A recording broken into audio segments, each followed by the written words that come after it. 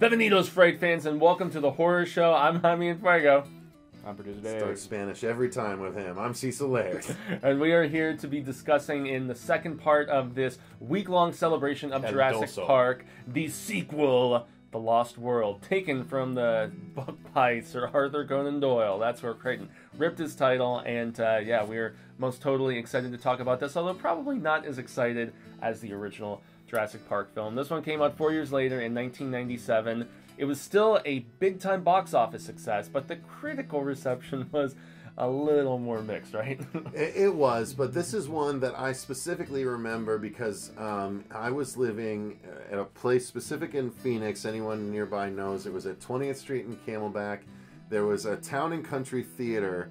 Basically, I lived about a half-mile north of that, on that road, and then there was a theater right there. The movie came out, and Dave and I went and watched the movie twice opening day. I believe we started it in one theater, and then something started to screw up. Or no, we started it in a non-DTS theater, and there was a DTS theater that started like 20 minutes later, so we watched the first 20 minutes in non-DTS Really? sound, and then we were like, no, let's go do it over there. So we walked over and we watched the movie all over again in DTS sound after, well, at least the first 20 minutes again, which I was happy to do because, honestly, if we're going to start with our overall thoughts like we always do, I enjoy this one way more than people normally do. Outside of the gymnastic bullshit, I really, really, really love this movie, including the T-Rex in San Diego.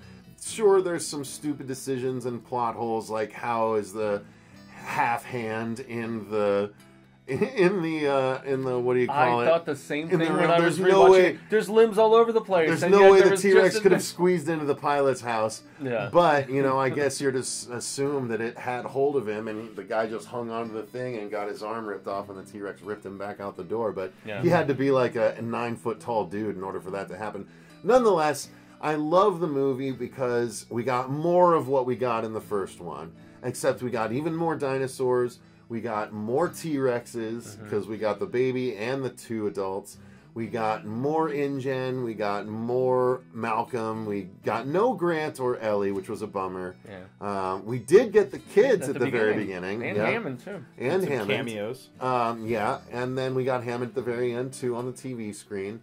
But I liked it a lot because there was a lot that rang to me. Again, I was 17 when this came out, or 16. About to turn 17 when it came out. And the scene where the T-Rexes attack, the scene where they're up in the tree, like a cage, and they see the trees moving underneath them as the T-Rexes go by, like, that's still unnerving to me. Like, the raptor attack, like, stay out of the tall grass. David and I still reference stay out of the tall grass. Like, I love that scene, dude. I remember even seeing it in the trailer, and it scared me. I just love see the lines movie. going towards them. Yeah, I just absolutely love the movie. So overall, my thoughts are, it's not as good as 1, but if I had to give 1 a 10, I would give 2 an 8, maybe 8.5. Yeah, I actually love this movie too, and especially as a 14-year-old seeing it, I love the higher body count. I love the fact that they were gorier with it, and there's the like crunching of the guy over the waterfall, which was a scene from the And then first the blood. book. Yeah, yeah. But and that character, I really liked him too. You know, the long-haired, bearded, hippie, glasses guy and stuff. But yeah, I enjoy this movie quite a bit as well. I do have my problems with it. I don't like the stuff in San Diego at the end, which was Spielberg's idea entirely. He just wanted to insert that. I love it. I love the Godzilla Best homage. decision of the movie. Yeah. Godzilla homage was amazing. Well, and that was actually, and I guess there's either a Stegosaurus or some creature that in a filmed version of The Lost World, based on the Arthur Conan Doyle, that they goes and ravages London, and that's why Spielberg wanted to do something similar in San Diego, which is interesting. But I love the fact that their mentality, from what I was reading on the wiki and watching some of the documentaries and stuff about this, they're like, we wanted to go bigger, we wanted to go badder, we wanted to go more violent, it's a sequel mentality, right? You have to do that. And so, while I was disappointed to see some of those missing characters, like you mentioned, I loved the emphasis on Malcolm because he was one of the most amusing and interesting characters in that original movie to me, and Goldblum is the Shiznito Bam. His very forced daughter, though. Well, that was a weird, Dave and I will get into that when we talk about the book, because whereas the first movie was very similar to the book, this only borrowed a couple aspects, and that was about it. But I actually like this movie in some ways better, and I like the book in other ways better. But long story short, I loved it. It was more violent, and I was very entertained by this as a kid for that sheer fact. So yeah. Dave? I think it's another Spielberg classic. I don't know if it's Spielberg Gold, but I think it's a Spielberg classic because, when he does direct one of his own sequels, he puts a lot of himself. He's like, okay, well, if you're going to make me direct another one, I'm going to get to do what I want to do. And he brought dinosaurs to the mainland, which never happens in the books. Yeah. And I think that was his way of rewarding the fans of like, hey, look, the second book wasn't that great. I'm gonna make a better ending. This is gonna be the ending now. And it's gonna be fucking awesome. And it was. It is to me. I know it's cheesy, and I know sometimes there's like the humor in the middle of a dramatic action sequence. But I think that's classic Spielberg again. And I think everything that happens throughout the film is a beautiful homage to the book. I don't think they took, like you said, very much other than basic plot. Site B.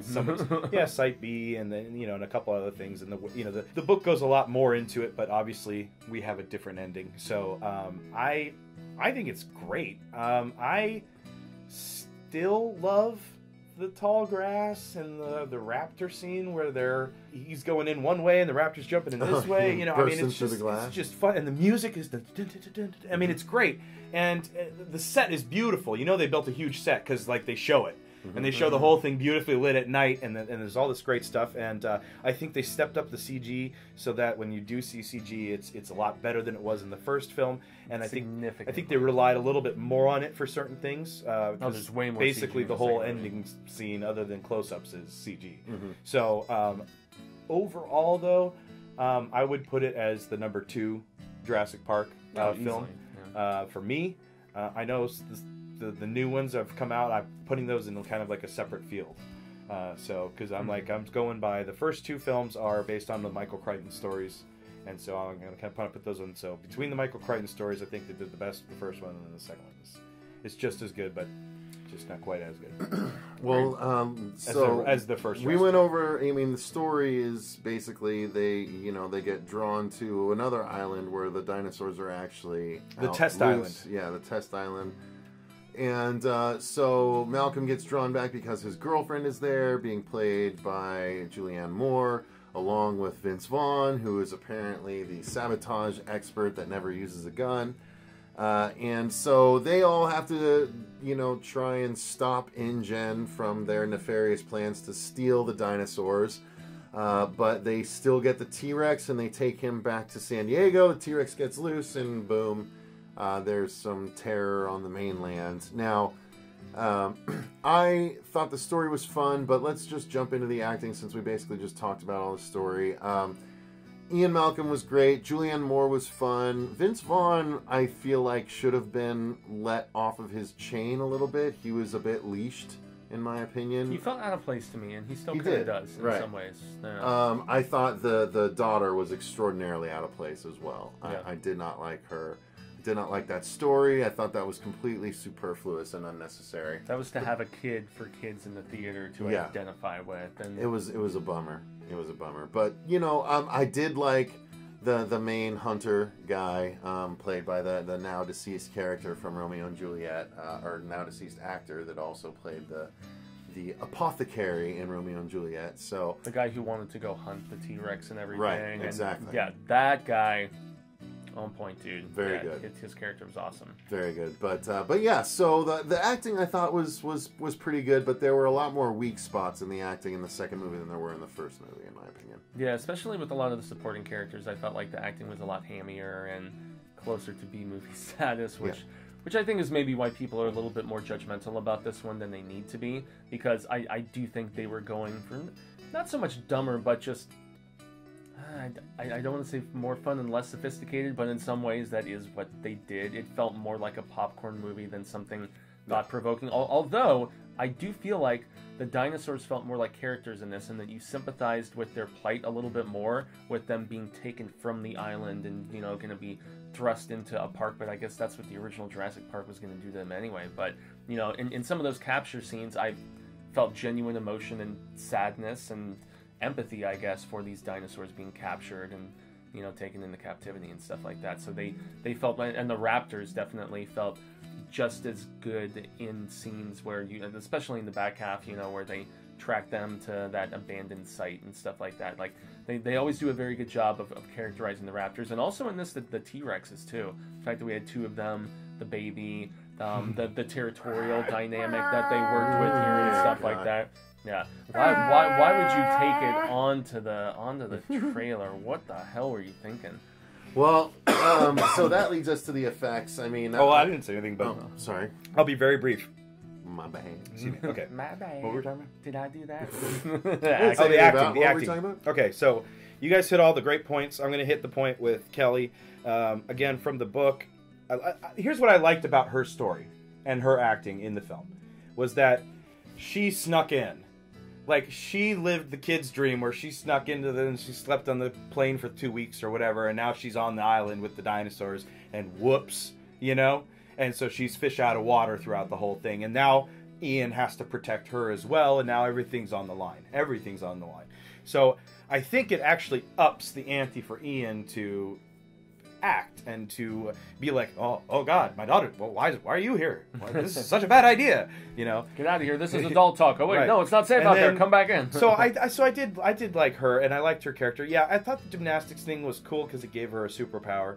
But besides that, I thought it was really neat that she basically took on a raptor where we haven't seen that before. No one's taken up through. She's the only one killed it. So stupid. Who's taken on a raptor. I mean, so stupid. Still, but I'm just saying. Anyway, that's my opinion. Shut up, I like it. So, and then finally, I'll just point out that the great character actor, which I cannot remember his name, but you've seen him in everything, that plays Eddie, the engineer. I love his character and his death and that scene when with the winch. And I just love him throughout the film. He's always like, "Oh, is that what we're doing now?" Like his genuine humor helped me when Vince Vaughn was being kind of like Vince Vaughn-y. And that's the most brutal on-camera death that we see in the entire movie. I love that death. That's a great death. The 2 T-Rexes ripping him in half. Yeah. Yep. Yeah. That was Beautiful. the precursor to Deep Blue Sea. Beautiful. I was like, this is PG-13? Yeah. Beautiful. Dope. And so, and like these guys piled on earlier about everything being double and better and all that stuff, I actually think because they had such a huge cast, they had this whole army of 40 extras. Yeah. And all of them had lines. And yeah, they all had lines, and there was all these different guys, and I think everything actually played off really well. Like, it was believable that there was this motley crew of hired mercenaries who were early Peter Stormare. Yeah, actually gets killed by the compy. I love the compy scene. Yeah, dude. I mean, it's great, and because I'm so glad the compies finally got their due, because in After the book they're Bill Hammond. They're pretty bad. In the first book, they're all over the place, so, dude. There's something I'm looking forward to talking with you about. The anesthetic aspect of their bites is what they don't really ever explain. Is that when they bite you, you get a little drowsy, and the more they bite you, the drowsier you get, and so you basically fall asleep, and then they fucking pile over and just take you down. So that's how they hunt big fucking dinosaurs. All right, well, we'll get there. Beautiful. We'll get there. And it was nice to see that scene from the original book at the beginning of this movie. Yeah. With the little girl getting attacked. Yeah. So like I said, I think this was a fan service film. I know that he could have done it exactly like the book, but I don't think he did that in the first one, so I don't think he needed to do it in the second one. And like I said before, I think he said, if you want me to direct this, I want to write this different ending. I want this this is what I want the ending to be. And I think it was a great decision, personally. And again, I'm a huge fan of both the book and the film, so I say that. David co-wrote the original script with Crichton, and yet this one he wrote completely by himself, and that was because they wanted to do their own thing with it. Yeah. They were like, okay, thanks for the book, Crichton. We're going to do our own thing with it. Sorry. That's about it. And I think there was probably, a little bit of product placement, a reason of bringing it to, the mainland. We saw like Burger King. There's there was a marketing campaign behind this. Yeah, there's film, a Blockbuster. dude. There's a 76 gasoline station, which doesn't exist anymore. There's there was a bunch of things that were like, oh, that's why we did this. But it was fun. When I rewatched it, guys, there was some very funny fake posters at the at the video store. There was like Arnold Schwarzenegger and King Lear. There was like Stallone or no, that's different. There was no, there was lots of fun stuff in that too. It was like Jack and the Beanstalk with Robin Williams, and so there was a lot of funny fake posters for movies and stuff. That was their little wink and nod. Well, the production design of Spielberg movies is always Academy Award winning usually. What else do we have to? I mean, that we covered pretty much everything along the way. Cinematography's great. Special effects are great. Great, yeah. Score was Williams again, right? Yep. Although and he didn't do as many callbacks to the original score. I felt like they kind of made this more. It was a different island, is what I remember him talking about. He's like, it was a more different action island. driven. So, yeah, it was like, more just kind of upbeat. Brought the drums and stuff in it. Yeah. I liked it. That's what I was saying earlier during that raptor sequence. That fucking music with the